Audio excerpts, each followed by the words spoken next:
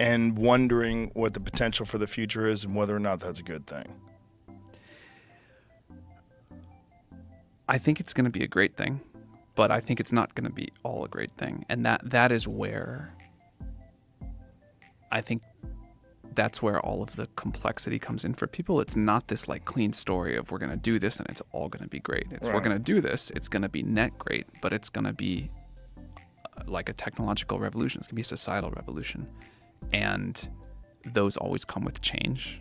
And even if it's like net wonderful, there's things we're going to lose along the way. Some kinds of jobs, some kind of parts of our way of life, some parts of the way we live are going to change or go away. And no matter how tremendous the upside is there, and I believe it will be tremendously good. There's a lot of stuff we got to navigate through to make sure. That's a complicated thing for anyone to wrap their heads around, and there's deep and super understandable emotions around that. That's a very honest answer. That it's not all going to be good, but it seems inevitable at this point. It's definitely inevitable. My view of the world, when you're like a kid in school, you learn about this technological revolution and then that one and then that one. And my view of the world now, sort of looking backwards and forwards, is that this is like one long technological revolution. And we had, first we had to figure out agriculture so that we had the resources and time to figure out how to build machines. And then we got this industrial revolution, and that made us learn about a lot of stuff, a lot of other scientific discovery too. Let us do the computer revolution, and that's now letting us, as we scale up to these massive systems, do the AI revolution. But it really is just one long story of humans discovering science and technology and co-evolving with it. And I think it's the most exciting story of all time. I think it's how we get to this world of abundance. And although we do have these things to navigate, and there will be these downsides, if you think about what it means for the world, and for people's quality of lives, if we can get to a world where the cost of intelligence and the abundance that comes with that, the cost dramatically falls, the abundance goes way up. I think we'll do the same thing with energy. And I think those are the two sort of key inputs to everything else we want. So if we can have abundant and cheap energy and intelligence, that will transform people's lives largely for the better. And I think it's going to, in the same way that if we could go back now 500 years and look at someone's life, we'd say, well, there's some great things, but they didn't have this, they didn't have that. Can you believe they didn't have modern medicine? That's what people are going to look back at us like, but in 50 years. When you think about the people that currently rely on jobs that AI will replace, when you think about whether it's truck drivers or automation workers, people that work in factory assembly lines, what, if anything, what strategies can be put to mitigate the negative downsides of those jobs being eliminated by AI? So I'll talk about some general thoughts, but I find making very specific predictions difficult because the way the technology goes has been so different than even my own intuitions, or certainly my own intuitions. Maybe we should stop there and back up a little. What were your initial thoughts? If you had asked me 10 years ago, I would have said, first, AI is going to come for blue-collar labor, basically. It's going to drive trucks and do factory work, and, it'll handle heavy machinery. Then maybe after that, it'll do, like, some kinds of cognitive labor, but it won't be off doing what I think of personally as the really hard stuff. It won't be off proving new mathematical theorems, won't be off, discovering new science, won't be off writing code. And then eventually, maybe last of all, maybe never, because human creativity is this magic special thing. Last of all, it'll come for the creative jobs. That's what I would have said. Now, it looks to me like, and for a while, AI is much better at doing tasks than doing jobs. It can do these little pieces super well, but sometimes it goes off the rails. It can't keep like very long coherence. So people are instead just able to do their existing jobs way more productively. But you really still need the human there today. And then B, it's going exactly the other direction. It can do the creative work first, stuff like coding second. They can do things like other kinds of cognitive labor third, and we're the furthest away from like humanoid robots. So back to the initial question. If we do have something that completely eliminates factory workers, completely eliminates truck drivers, delivery Yeah. drivers, things along those lines, that creates this massive vacuum in our society. So I think there's things that we're going to do that are good to do but not sufficient. So I think at some point we will do something like a UBI or some other kind of like very long-term unemployment insurance something, but we'll have some way of giving people, like redistributing money in society as a cushion for people as people figure out the new jobs. But maybe I should touch on that. I'm not a believer at all that there won't be lots of new jobs. I think human creativity, desire for status, wanting different ways to compete, invent new things, feel part of a community, feel valued, that's not going to go anywhere. People have worried about that forever. What happens is we get better tools and we just invent new things and more amazing things to do. And there's a big universe out there. And I think, I mean that like literally, in that there's like space is really big, but also there's just so much stuff we can all do if we do get to this world of abundant intelligence where you can sort of just think of a new idea and it gets created. But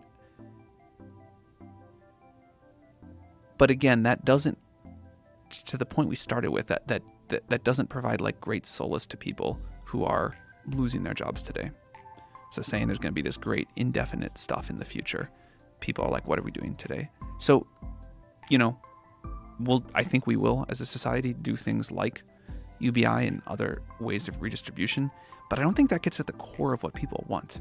I think what people want is like agency, self-determination, the ability to play a role in architecting the future along with the rest of society, the ability to express themselves and create something meaningful to them. And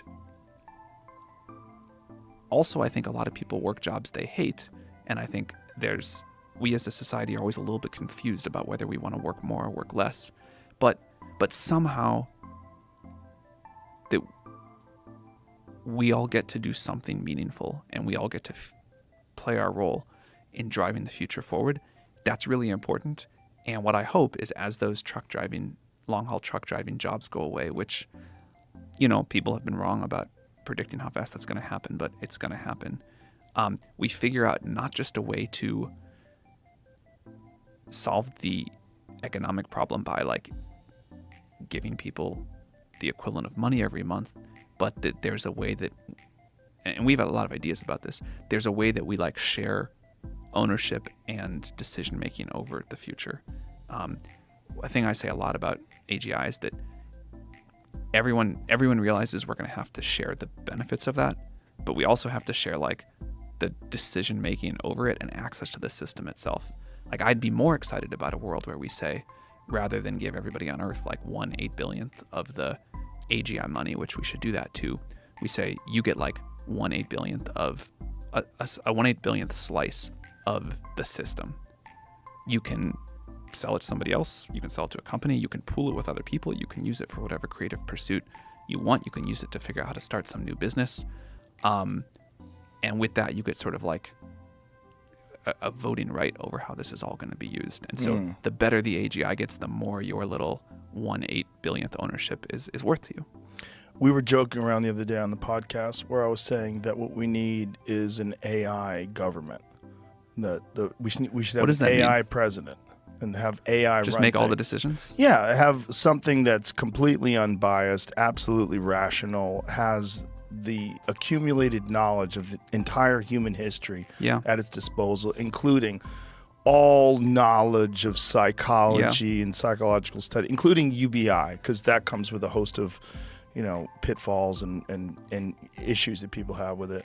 So I'll say something there. I think we're still very far away from a system that is capable enough and reliable enough that any of us would want that. But I'll tell you something I love about that.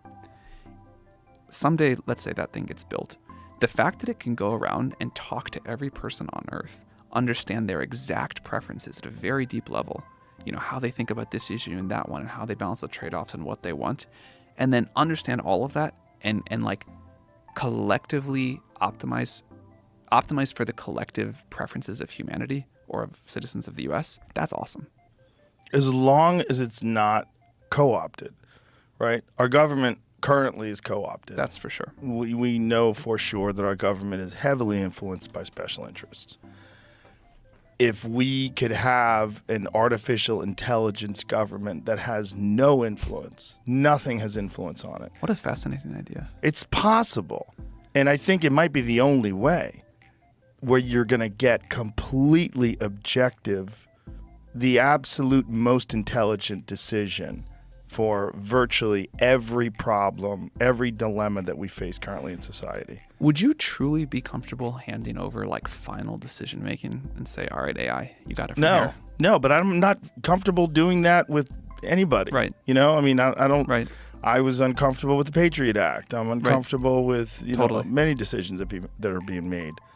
It's just there's so much obvious evidence that decisions that are being made are not being made in the best interest of the overall well of the people. It's being made in the decisions of whatever gigantic corporations that have donated to and whatever the military industrial complex and pharmaceutical industrial complex and then just the money. That's really what we know today, that money has a massive influence on our society and the choices that get made and the overall good or bad for the population. Yeah, I have no disagreement at all that the current system is super broken, not working for people, super corrupt, and for sure, like, unbelievably run by money. Yeah. And I think there is a way to do a better job than that with AI in some way, but and this might just be like a factor of sitting with the systems all day and watching all of the ways they fail. We got a long way to go. A long way to go, I'm sure. But when you think of AGI, when you think of the possible future, like where it goes to, do you ever extrapolate? Do you ever like sit and pause and say, well, if this becomes sentient and it has the ability to make better versions of itself, how long before we're literally dealing with a god? So the way that I think about this is, it used to be that like AGI was this very binary moment. It was before and after. And I think I was totally wrong about that. And the right way to think about it is this continuum of intelligence, this smooth exponential curve, back all the way to that sort of smooth curve of technological revolution. The amount of compute power we can put into the system, the scientific ideas about how to make it more efficient and smarter, to give it the ability to do reasoning, to think about how to improve itself, that will all come. But my model for a long time, I think if you look at the world of AGI thinkers, there's sort of two, particularly around the safety issues you're talking about, there's two axes that matter. There's the what called short timelines or long timelines, to the first milestone of AGI, whatever that's going to be. Is that going to happen in a few years, a few decades, maybe even longer? Although at this point, I think most people are a few years or a few decades. And then there's takeoff speed. Once we get there, from there to that point you were talking about where it's capable of the rapid self-improvement, is that a slow or a fast process? The world that I think we're in, and also the world that I think is the most controllable and the safest, is the short timelines and slow takeoff quadrant. And I think we're going to have, there were a lot of very smart people for a while who were like, the thing you were just talking about happens in a day or 3 days. And that doesn't seem likely to me given the shape of the technology as we understand it now. Now, even if that happens in a decade or 3 decades, it's still like the blink of an eye from a historical perspective. And there are going to be some real challenges to getting that right. And the decisions we make, the sort of safety systems and the checks that the world puts in place, how we think about global regulation or rules of the road from a safety perspective for those projects, it's super important because you can imagine many things going horribly wrong. But I feel cheerful about the progress the world is making towards taking this seriously. And, it reminds me of what I've read about the conversations that the world had right around the development of nuclear weapons.